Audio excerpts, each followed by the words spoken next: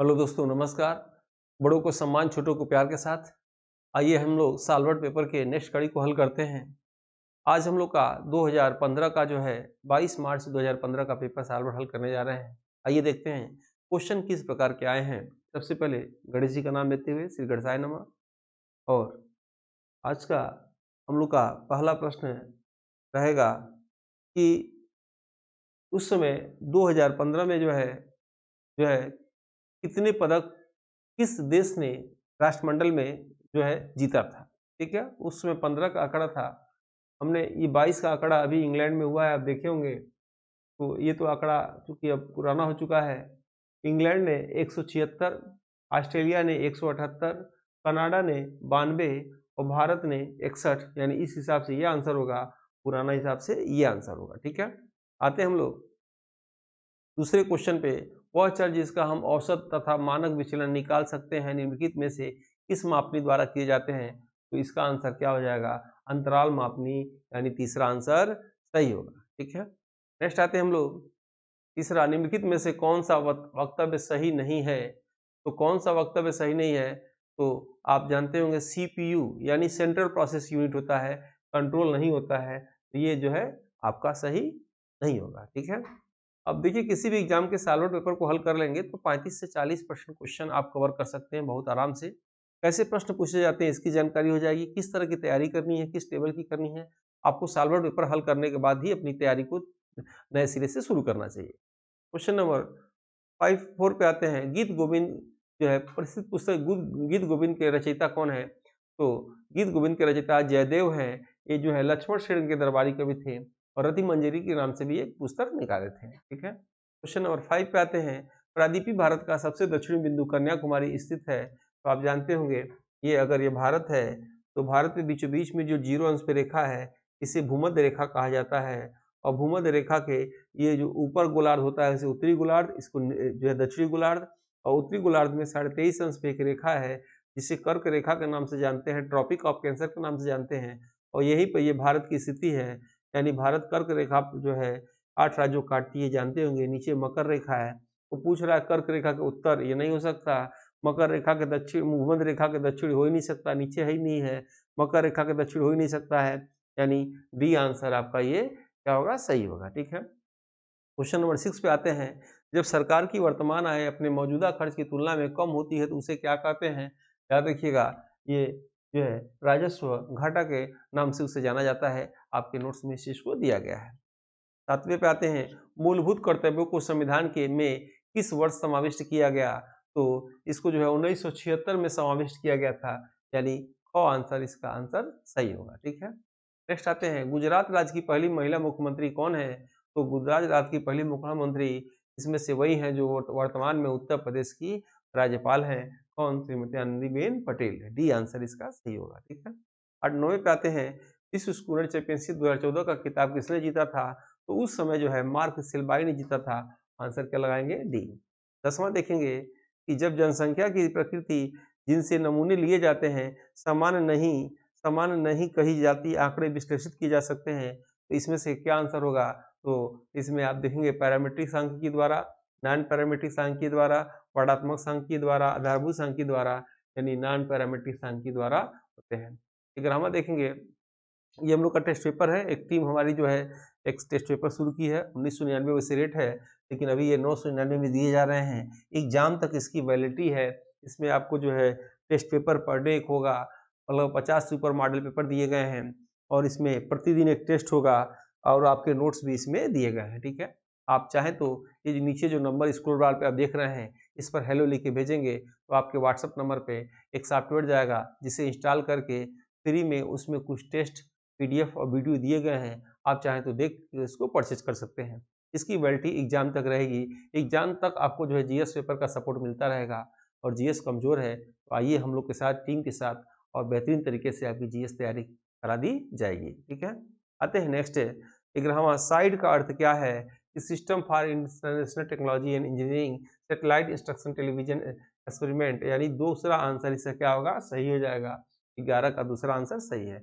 12 पे आते हैं। निम्नलिखित में से किस प्रकार के प्राकृतिक खतरों में मनुष्य को नुकसान पहुंचाने की सबसे अधिक संभावना होती है? तो भूकंप, जंगल में आग, ज्वालामुखी उद्भेदन, अकाल और बाढ़। तो अकाल और बाढ़, क्योंकि अकाल बाढ़ चला जाता है तो बाढ़ जाने के बाद महामारी आ जाती है और महामारी से बहुत लोग की तबीयत खराब, मृत्यु हो जाती है। सबसे खतरनाक बाढ़ की स्थिति होती है। निम्नलिखित में से कौन सा भारत में ग्रामीण बहिर्वास का महत्वपूर्ण कारण है? यानी ग्रामीण किस कारण से अपने गांव को छोड़ते हैं? तो इसमें बेरोजगारी, कृषि अक्षमता, ग्रामीण क्षेत्रों में आधारभूत सेवाओं का अभाव, जनसंख्या वृद्धि। आंसर हो जाएगा बेरोजगारी। याद रखिएगा 2023 में सबसे अधिक कौन सी बेरोजगारी है?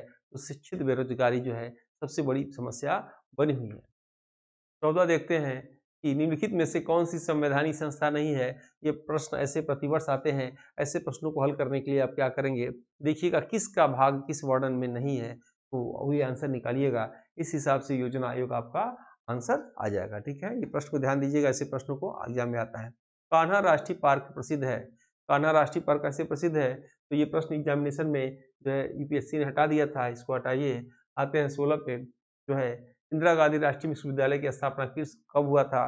तो याद रखिएगा, अगर आपके एग्जाम में दोबारा पूछे कि भारत का प्रथम मुक्त विश्वविद्यालय की स्थापना कब हुआ था, तो 1982 में हुआ था और उसका नाम था डॉक्टर भीमराव अंबेडकर विश्वविद्यालय, हैदराबाद, जो है आंध्र प्रदेश। उसके बाद 1985 में जो है इंदिरा गांधी मुक्त विश्वविद्यालय की स्थापना हुआ, जिसका मुख्यालय कहाँ है? नई दिल्ली। इस प्रश्न के हिसाब से आंसर क्या होगा? जो है 1985। ठीक है, 17 पे आते हैं। परिकल्पना का तात्पर्य क्या है? तो परिकल्पना आप समझ रहे होंगे, जो है ये हाइपोथेसिस, यानी जो है संभावित उत्तर, आंसर इसका सही हो जाएगा। ठीक है, 18 पे आते हैं। भारत में लिंग भेद अनुपात क्या है? तो 1000 पुरुषों पर महिलाओं की जो संख्या होती है उसे लिंगानुपात के नाम से जाना जाता है और ये जो है आपका जो है ये आंसर हो जाएगा। ठीक है, अब आते हैं हम लोग, एक्सेल का प्रयोग होता है दृश्य वार्ता के लिए, बहुमाध्यमिक प्रस्तुति के लिए, प्रदत्त विश्लेषण के लिए। तो जो है प्रदत्त विश्लेषण के लिए, यानी सी आंसर क्या होगा आपका? सही हो जाएगा। ठीक है, उसके बाद 20वां देखिएगा, भारत छोड़ो आंदोलन किस वर्ष से जुड़ा है? तो 8 अगस्त 1942 को ग्वालियर टेक मुंबई से जो है इसकी शुरुआत हुआ था, यानी आंसर इसका क्या हो जाएगा? 1942। 21वां देखिएगा, 21वां आंसर है, भारतीय संविधान में प्रथम संशोधन कब हुआ था? तो प्रथम संशोधन 1951 में हुआ था।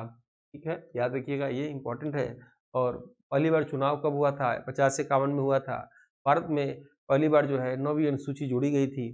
ठीक है, 22वां आते हैं, भारत संचार निगम लिमिटेड का ब्रांड एम्बेसडर कौन है? उस समय जो है दीपिका पादुकोण थी। ठीक है, नेक्स्ट आते हैं 23 पे। 23 है, पेडागोजी किससे जुड़ा है? तो पेडागोजी आप कर सकते हैं पठन पाठन या शिक्षण कार्य से मतलब है, आसान है, जी प्रश्न है, ये आप कर सकते हैं। 24 पे आएंगे, आईटीसी में सी का अर्थ क्या है? तो कम्युनिकेशन होता है। ठीक है, तो कम्युनिकेशन मतलब क्या होगा? संचार हो जाएगा। ठीक है, अब आते हैं हम लोग 25 पे।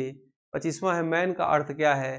तो मैन का अर्थ आप कर सकते हैं Mumbai area network, mega area network, metropolitan area network. तो सी आंसर आपका इसमें से सही हो जाएगा। ठीक है, आते हैं 26 पे कि भारत में कौन सा राज्य सबसे अधिक कॉफी का उत्पादन करता है? तो कर्नाटक राज्य सबसे अधिक कॉफी का उत्पादन करता है। ठीक है, उसके बाद 27 पे, गांधी जी भारतीय राष्ट्रीय कांग्रेस के किस अधिवेशन के अध्यक्ष बने थे?